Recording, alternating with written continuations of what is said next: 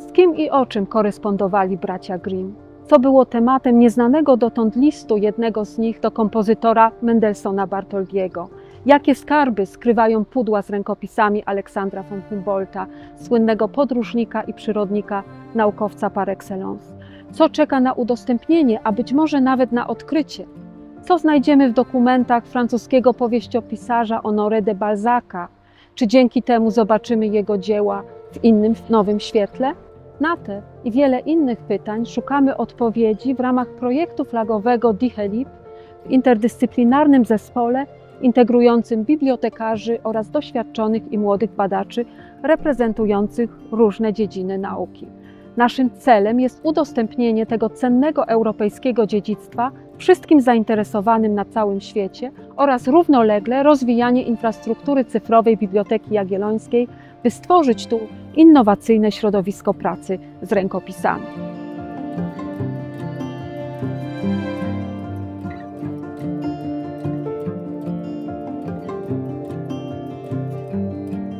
Zbiory berlińskie, potocznie nazywane Berlinką, to część najcenniejszych zasobów byłej pruskiej Biblioteki Państwowej w Berlinie. Znalazły się one w Krakowie w wyniku wydarzeń II wojny światowej. W latach 40. były etapami wywożone z bombardowanego Berlina i tak trafiły między innymi na Dolny Śląsk, gdzie szczęśliwie przetrwały wojnę. Po wojnie zostały już w granicach państwa polskiego znalezione przez delegata Ministerstwa Oświaty do spraw księgozbiorów opuszczonych i porzuconych, a w roku 1947 przekazane Bibliotece Jagiellońskiej. Ostatnia część została odnaleziona dopiero w roku 2016 w krakowskim klasztorze ojców dominikanów i trafiła do biblioteki później. Na zbiory berlińskie Biblioteki Jagiellońskiej składają się zbiory specjalne: rękopisy, muzykalia, grafika i kartografia oraz stare druki, a także czasopisma i książki z XIX i XX wieku. Do największych i najcenniejszych kolekcji rękopiśmiennych należą kolekcja Varnhagena oraz kolekcja autografów. Opracowywana w ramach projektu flagowego obszerna i wielojęzyczna kolekcja autografów, Sammlung Autografa, to unikalne materiały rękopiśmienne o fundamentalnym znaczeniu dla kultury i historii Europy oraz świata, pochodzące z okresu od XV do początków XX wieku. Łącznie około 210 000 obiektów. Zawiera ona autografy, czyli dokumenty napisane własnoręcznie przez swych autorów, zarówno wybitne postaci europejskiej kultury, literatury i nauki, jak i osoby mniej dziś znane, ale ważne dla życia kulturalnego, społecznego i politycznego swoich czasów. Zbiór autografów jest szalenie zróżnicowany. Są tutaj dokumenty w bardzo wielu językach i pochodzące z różnych epok. To, co przede mną leży, to jest bardzo ciekawy zbiór dokumentów związanych z francuskim pisarzem Honoré de Balzac. Są tutaj dwa listy, między innymi list do Liszta, ale najciekawszą rzeczą, która znajduje się w tym rękopisie, jest fragment utworu Balzaca pod tytułem Proboszcz Stur. Są to odbitki szpaltowe, czyli próbki druku z odręczną korektą autora. Ten dokument już w XIX wieku funkcjonował jako przykład cennego autografu, dlatego że na odwrocie tych dokumentów znajduje się potwierdzenie, że jest to autograf tego wielkiego pisarza, sporządzony przez jego siostrę właśnie dla potrzeb antykwarycznych. Kolejny ciekawy przykład to rękopisy znanego niemieckiego uczonego Wilhelma Grimma. Na początku jest bardzo piękna reprodukcja portretu ołówkowego przedstawiającego właśnie Wilhelma Grimma. Natomiast tutaj mam kilka listów pochodzących właśnie z korespondencji Grimma, czyli listów napisanych przez Wilhelma Grimma. W tym między innymi list, który Grimm skierował do Felixa Mendelssohna, to jest list polecający. Następne listy to są listy między innymi do znanego kolekcjonera Moise Bacha. Są to oczywiście materiały bardzo interesujące. Wilhelm Grimm, podobnie jak jego brat Jakob Grimm, kojarzą się nam przede wszystkim jako autorzy baśni braci Grimm, ale byli obydwaj bardzo znanymi i bardzo cenionymi historykami literatury niemieckiej, przede wszystkim języka niemieckiego. Kolejny przykład to rękopisy chyba najbardziej znanego naukowca XIX wieku, Aleksandra von Humboldta. Materiały z nim związane, znajdujące się w zbiorze autografów są bardzo obfite. Ja przygotowałam tylko kilka bardzo interesujących przykładów. Pierwszy z nich to jest żurnal podróży, którą Humboldt odbył w 1790 roku do Anglii. Zeszyt z napisem Reise England. Pod koniec XVIII wieku, a na początku wieku XIX Humboldt odbył bardzo znaną podróż do Ameryki Środkowej i Południowej i z tego okresu pochodzą dwa bardzo ciekawe dokumenty. Pierwszy z nich to fragment dziennika, który Humboldt pisał właśnie podczas pobytu w Ameryce Południowej. Co jest ciekawe, Humboldt prowadził ten dziennik nie tylko w języku niemieckim, również w języku hiszpańskim. Też część materiałów jest napisana w języku francuskim. Dwie mapy, które również wyszły spod ręki Aleksandra Humboldta. Pierwsza z nich jest związana z pobytem w Ameryce Południowej i Środkowej. Jest to mapa rękopiśmienna, mapa do rzecza Orinoco. I jeszcze jedna mapa pochodząca z późniejszego okresu. Jest to mapa drukowana, ale mapa autorstwa Aleksandra von Humboldta. Również ten dokument zawiera jego odręczne notatki. Jest to mapa przedstawiająca łańcuchy górskie i wulkany w Azji Centralnej. Teraz będą rzeczy, które prezentują różnorodność zbiorów. Pierwszy przykład jest to przykład rękopisu, który jest bardzo interesujący, jest bardzo cenny ze względu historycznego, materiałów w nim zawartych. Nad tą sygnaturą pracowały 3 osoby. Specjalista od języka łacińskiego, specjalista od języka hiszpańskiego i specjalista od języka niemieckiego. Jest to zbiór dokumentów cesarza Karola V, czyli są to dokumenty XVI-wieczne, w których są właśnie listy i jeden dokument w tych 3 językach, po łacinie, po hiszpańsku i po niemiecku. To jest bardzo ciekawy również z punktu widzenia historii Polski list, dlatego że jest to list Karola V do królowej Bony. Ten list jest oczywiście napisany ręką sekretarza, natomiast pod nim widnieje oryginalny podpis cesarza. To jest inny list Karola V, napisany w języku hiszpańskim i co jest właśnie charakterystyczne dla tych listów właśnie w języku hiszpańskim, pod nim widnieje podpis cesarza, króla Hiszpanii również, ale nie jest to imię Karol, tylko podpis ja król. I wreszcie dokument w języku niemieckim. To jest dokument, w którym cesarz zapewnia tak naprawdę jednemu ze swoich wysłużonych żołnierzy, weteranów swoich wojsk, żywotnie mieszkanie i utrzymanie w jednym z klasztorów. To jest przykład dokumentu historycznego, w którym metadane obejmują poza informacjami o wystawcy, o adresacie tego dokumentu, również regestr, czyli tak naprawdę streszczenie dokumentu. Od dziesięcioleci obserwujemy rosnące zainteresowanie zarówno w kraju, jak i za granicą zbiorami berlińskimi w Krakowie. Jednak to dopiero dzięki decyzji Uniwersytetu Jagiellońskiego o uruchomieniu projektu flagowego w ramach programu strategicznego Inicjatywa Doskonałości – Uczelnia Badawcza możliwe było podjęcie się tego wyzwania. Projekt flagowy Die Helip jest realizowany przez 3 jednostki Uniwersytetu Jagiellońskiego: Wydział Filologiczny, Bibliotekę Jagiellońską oraz Wydział Fizyki, Astronomii i Informatyki Stosowanej.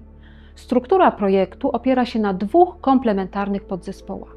Są to Platforma archiwistyczno-filologiczna, tworzona przez filologów, historyków i archiwistów, głównie z Wydziału Filologicznego, którzy zajmują się merytorycznym opracowaniem i katalogowaniem rękopisów, oraz Platforma digitalizacyjno-infrastrukturalna złożona z pracowników Biblioteki Jagiellońskiej, odpowiedzialna za digitalizację rękopisów oraz tworzenie techniczno-informatycznej infrastruktury.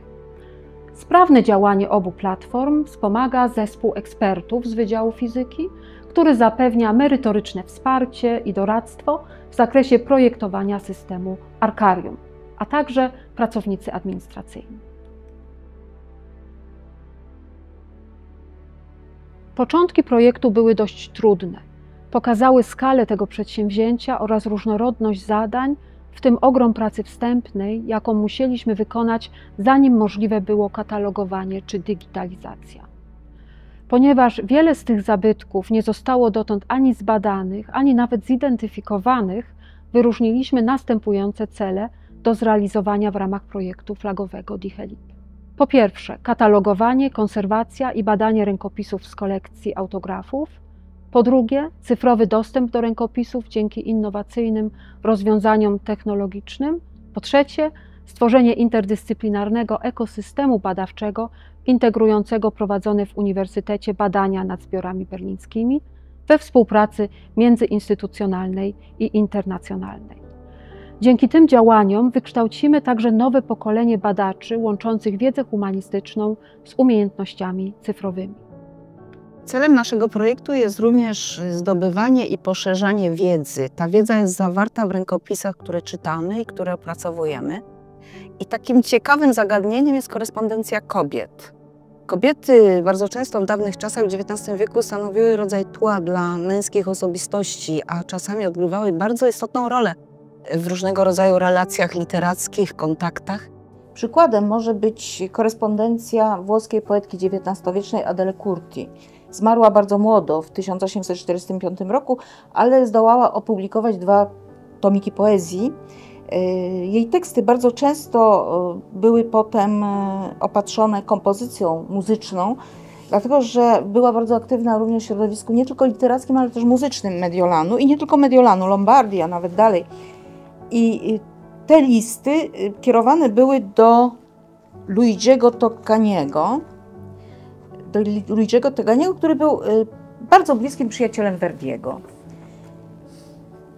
To bardzo ciekawy materiał, ale ma też pewne zagadki, dlatego że nasza poetka miała taki zwyczaj, że wiele listów opatrywała tylko datą dzienną. Na przykład tutaj mamy datę 13 maja, 13 maggio, 13 maja.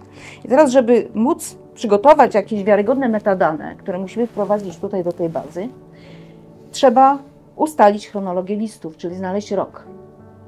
Można to zrobić tylko i wyłącznie konfrontując pewne fakty historyczne czy kulturowe Lombardii, Mediolanu z treścią listu. No i jest to praca prawie detektywistyczna. Tu mam dokument, który wymagał pewnego śledztwa. We wszystkich katalogach funkcjonuje on jako dokument Johanna Christiana von Bartensteina, austriackiego polityka. Natomiast okazało się, że pomylono nazwę miejscowości z nazwiskiem. Jakby dokument ten funkcjonował błędnie w obiegu naukowym. Udało mi się ustalić, że nadawca, który podpisał się inicjałem B, to Ludwik Ernst Borowski, postać ważna dla królewca tamtego czasu, arcybiskup ewangelickiego królewca, teolog i pierwszy biograf Kanta. Mamy w Bibliotece Jagiellońskiej wspaniałe zbiory rękopisów. Bogate, cenne, skarby kultury europejskiej. Ale prawdziwym wyzwaniem jest udostępnienie tych rękopisów. Bez tego ten księgozbiór jest martwy. Jak to zrobić w dzisiejszych czasach? Trzeba to ucyfrowić, ale ucyfrowić mądrze. Ucyfrowić tak, żeby był z tego pożytek nie tylko dzisiaj, ale też na wiele lat do przodu. W sekcji eprografii dokonujemy skanowania obiektów przewidzianych do obróbki w ramach projektu DIHELIP po to, żeby je zabezpieczyć cyfrowo oraz w dalszej części udostępnić w internecie na serwerach Jagiellońskiej Biblioteki Cyfrowej. Zanim one do nas dotrą, muszą być przejrzane przez pracowników biblioteki, skatalogowane, podzielone na jednostki oraz przejrzane pod względem zachowania technicznego, czy nie wymagają przypadkiem naprawy w sekcji konserwacji. Opracowywana w Bibliotece Jagiellońskiej kolekcja autografów jest bardzo ciekawym zbiorem pod względem technologicznym, ponieważ powstawała na przestrzeni 5 stuleci między XV a XX wiekiem.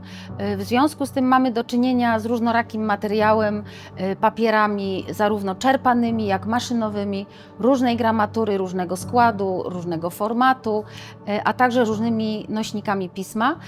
Z tego wynikają pewne trudności konserwatorskie. Jednakże takim podstawowym założeniem naszym podczas opracowywania tej kolekcji w sekcji konserwacji jest przygotowanie rękopisów do wykonania bezpiecznych i czytelnych skanów. W związku z tym nasze prace dostosowujemy do zniszczeń zastałych i zarówno są to naprawy typu podklejenia czy uzupełnienia ubytków, ale także usuwania deformacji papieru. Czasami są to naprawy bardziej proste, bardziej skomplikowane. Zasadniczo dążymy do tego, żeby te rękopisy zostały udostępnione szerszemu gronu innych badaczy. Temu ma służyć Arcarium. Arcarium to system, który budujemy w ramach projektu DHELIP. Arcarium to środowisko, w którym badacze, bibliotekarze, studenci będą mogli pracować z rękopisami. Pracować z rękopisami korzystając z najnowszych narzędzi, technologii, pracować z rękopisami korzystając z doświadczenia innych osób, które w Arcarium będą pracować. Wierzymy, że to narzędzie pozwoli nam wkroczyć też pełni do nauki europejskiej, współpracować i zintegrować nasze dane, zasoby z tym, co funkcjonuje, istnieje w zbiorach wielu instytucji kultury Europy. To jest szansa, to jest możliwość na rozwój, to jest możliwość na tworzenie dużych, wspólnych projektów badawczych. A podkreślę jeszcze raz, że te zbiory są naprawdę cenne dla całej kultury europejskiej, nie tylko, i budzą zainteresowanie badaczy z całego świata. Ich mądre ucyfrowienie, ich dobre ucyfrowienie, oprzyrządowanie takiego systemu pozwoli na zupełnie nową jakość, na wzrost potencjału badawczego Uniwersytetu Jagiellońskiego w tym zakresie. Nie byłoby to oczywiście możliwe bez dobrej współpracy z fachowcami spoza biblioteki. To w projekcie DHELIP, jako projekcie flagowym Uniwersytetu Jagiellońskiego, możemy współpracować właśnie interdyscyplinarnie. Mamy informatyków, mamy filologów w naszym zespole i to właśnie ta współpraca z informatykami w dużym stopniu pozwala nam na rozwijanie tego typu narzędzi i na tworzenie czegoś, co będzie przydatne też jutro, a nie tylko dzisiaj. System informatyczny Arcarium będzie składał się z grafowej bazy wiedzy, gdzie będziemy przechowywać dane i metadane, a także z interfejsów, które umożliwią nam wprowadzanie i wyszukiwanie takich danych, a także analizę tekstów i różne badania specjalistyczne w obrębie humanistyki cyfrowej. Najnowsze trendy w tworzeniu takich platform cyfrowych oferują nam grafy wiedzy do zarządzania wiedzą z danej dziedziny. I tutaj także wyposażymy nasz graf danych w ontologię obliczeniową dotyczącą tekstów literackich, co umożliwi nam stworzenie takiego grafu wiedzy właśnie. Jeśli już mamy taki graf wiedzy, to możemy zastosować różne metody wnioskowania, na przykład wnioskowanie dedukcyjne czy wnioskowanie indukcyjne do tworzenia nowego rodzaju wiedzy. Wnioskowanie dedukcyjne pozwala nam otrzymywać nowe informacje na temat danych, które już mamy zapisane w naszym grafie. Czyli możemy na przykład wywnioskować istnienie jakiejś relacji pomiędzy utworami, autorami, pomiędzy motywami wykorzystywanymi w utworach, które te informacje nie są explicite zapisane w tym grafie. Natomiast ten drugi rodzaj wnioskowania, czyli wnioskowanie indukcyjne, polega na tym, że będziemy uogólniać wzorce znalezione w takim grafie, aby wygenerować nową, chociaż niekoniecznie pewną wiedzę. I tutaj wykorzystujemy obecnie metody sztucznej inteligencji, szczególnie nadzorowane metody uczenia maszynowego wykorzystujące rekursywne i nierekursywne grafowe sieci neuronowe. Ponadto nasz system zostanie zintegrowany z ogólnoświatowymi, ogólnodostępnymi bazami wiedzy, takimi jak Wikidata, DBpedia, Yahoo czy Europeana, która jest zbiorem europejską bazą wiedzy o obiektach dziedzictwa kulturowego. Praca w projekcie DHELIP stwarza młodym badaczom niepowtarzalne szanse rozwoju, ponieważ bardzo inspirujące i stymulujące jest móc pracować w tak dużym i interdyscyplinarnym zespole. Ja tutaj w Bibliotece Jagiellońskiej spotykam się na co dzień w ramach pracy w projekcie z wybitnymi naukowcami reprezentującymi różne pokolenia i różne dziedziny nauki, z filologami, archiwistami, bibliotekarzami i informatykami. I dla nas, doktorantów i doktorantek, jest to wielkie wyróżnienie móc korzystać z ich wiedzy i doświadczenia i przy nich właśnie rozwijać skrzydła. W DIHELIP poruszamy się ciągle w tym prężnie rozwijającym się dziś obszarze humanistyki, jakim jest humanistyka cyfrowa, pracując każdego dnia na innowacyjnych narzędziach cyfrowych wypracowanych w ramach projektu do katalogowania rękopisów. I daje to nam poczucie, że w swojej pracy, w tym co robimy, nadążamy za postępem, który nastąpił w humanistyce, w nauce i w świecie w ogóle. W moim przypadku praca w projekcie w sposób bezpośredni przełożyła się na rozwój naukowy, ponieważ przy katalogowaniu rękopisów Aleksandra von Humboldta zrodził się w mojej głowie pomysł rozpisania projektu badawczego na dokonanie edycji historyczno-krytycznej wybranych rękopisów z jego spuścizny. Na ten projekt otrzymałam w ubiegłym roku grant Narodowego Centrum Nauki, który będę realizować przez najbliższe 3 lata. Zbiory berlińskie w Bibliotece Jagiellońskiej w Krakowie to nasze wspólne europejskie dziedzictwo, które chcemy udostępnić światu za pomocą nowoczesnych technologii. Zawierają obiekty, o których często nie mieliśmy wiedzy. W pudłach z rękopisami Humboldta, oprócz listów, o których wspominają stare katalogi, znajdowały się też oryginalne, sporządzone przez niego mapy z wypraw do Ameryki i Azji Centralnej, czy zeszyty z zapiskami. W Berlince nadal czekają na opracowanie i udostępnienie setki tysięcy zabytków z różnych specjalnych kolekcji. Najważniejszym długotrwałym efektem projektu flagowego będzie stworzony przez nas ekosystem badawczy, umożliwiający dalsze prace nad Berlinką i dalszy rozwój infrastruktury cyfrowej Uniwersytetu Jagiellońskiego.